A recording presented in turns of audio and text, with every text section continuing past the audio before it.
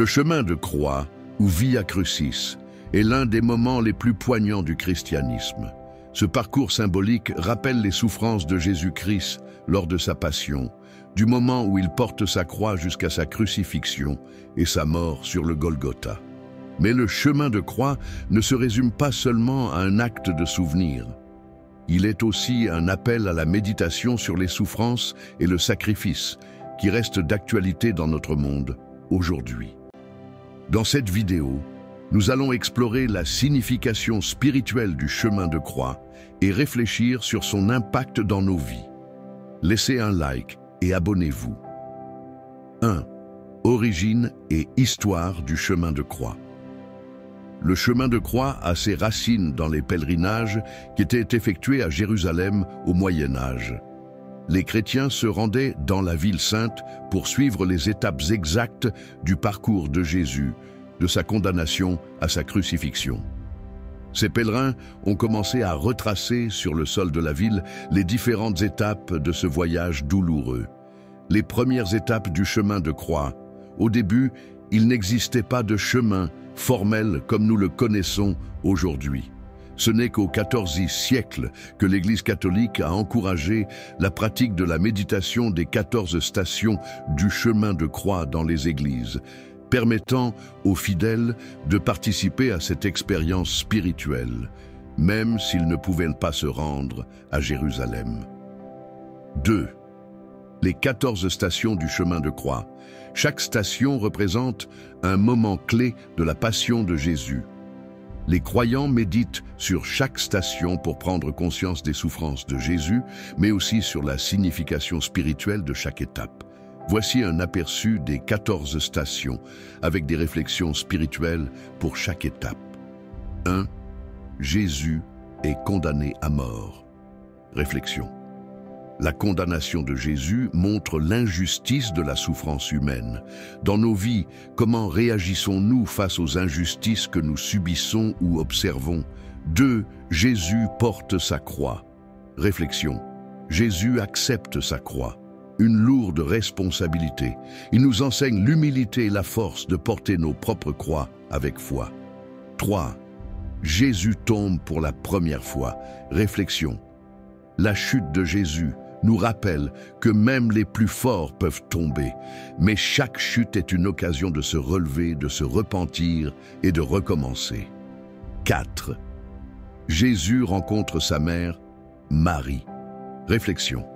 Le regard de Marie sur son fils, souffrant et rejeté, est rempli de compassion. Dans nos moments de souffrance, comment accueillons-nous les autres dans leur douleur? 5. Simon de Cyrène aide Jésus à porter la croix. Réflexion. L'aide de Simon nous montre qu'aucun homme n'est appelé à porter seul sa souffrance. L'entraide, la solidarité sont des voies de guérison et de réconfort. 6. Sainte Véronique essuie le visage de Jésus. Réflexion. Véronique incarne la bonté et la compassion. Parfois, un petit geste de gentillesse peut alléger la souffrance d'autrui. 7. Jésus tombe pour la deuxième fois. Réflexion. Cette chute symbolise notre faiblesse humaine et notre besoin constant de l'aide divine pour nous relever. 8. Jésus rencontre les femmes de Jérusalem. Réflexion. Jésus leur parle de la souffrance future de Jérusalem, mais aussi de l'importance de la compassion. Quelle est la place de la miséricorde dans notre quotidien?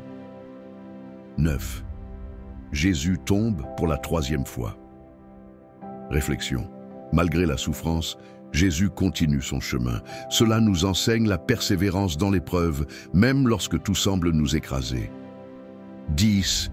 Jésus est dépouillé de ses vêtements. Réflexion. Le dépouillement de Jésus symbolise la perte de tout ce qui nous attache à ce monde. Comment vivons-nous le détachement matériel? 11. Jésus est cloué sur la croix. Réflexion. La crucifixion est l'expression ultime du sacrifice. Jésus se donne totalement pour l'humanité. Comment pouvons-nous, à notre échelle, donner de nous-mêmes pour les autres? 12. Jésus meurt sur la croix. Réflexion. La mort de Jésus est un acte d'amour incommensurable. Elle ouvre la voie à la réconciliation avec Dieu. Comment vivons-nous notre relation avec Dieu? 13. Le corps de Jésus est descendu de la croix. Réflexion. Le corps de Jésus, offert en sacrifice, est pris en main par ses proches. L'accompagnement des morts et le respect du corps humain sont des signes d'humanité et de solidarité. 14. Jésus est mis au tombeau. Réflexion. Le tombeau est un lieu de transition. Il est la promesse d'une résurrection. Comment vivons-nous l'espérance chrétienne de la vie éternelle? 3. Le chemin de croix, aujourd'hui, un appel à la méditation personnelle. Aujourd'hui, le chemin de croix est pratiqué partout dans le monde, particulièrement pendant le carême, mais aussi à d'autres moments importants de l'année liturgique. Pour les chrétiens, il représente bien plus qu'un simple acte de mémoire historique. Il est un moyen de réfléchir sur notre propre vie, nos propres luttes et comment nous pouvons suivre les pas de Jésus dans nos difficultés quotidiennes.